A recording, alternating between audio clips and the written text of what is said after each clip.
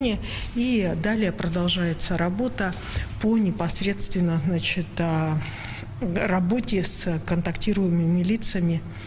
Вот такая у нас на настоящий момент текущая ситуация.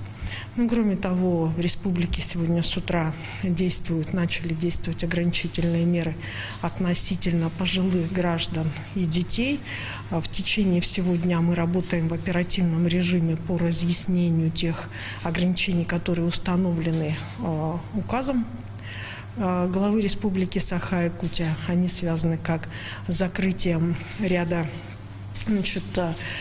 учреждений, которые оказывают услуги по общепиту, и в том числе, как вы слышали, ночные клубы, развлекательные клубы. Решение это принято согласованное с городскими властями, с органами местного самоуправления.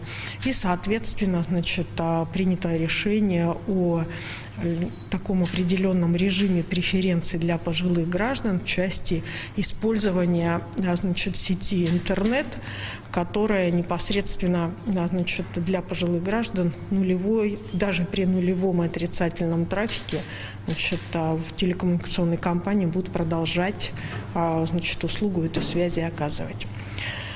У нас на настоящий момент практически Министерство труда закончило список граждан. Я думаю, что в ближайшее время готовы будем доложить, когда люди получат деньги на своих счетах.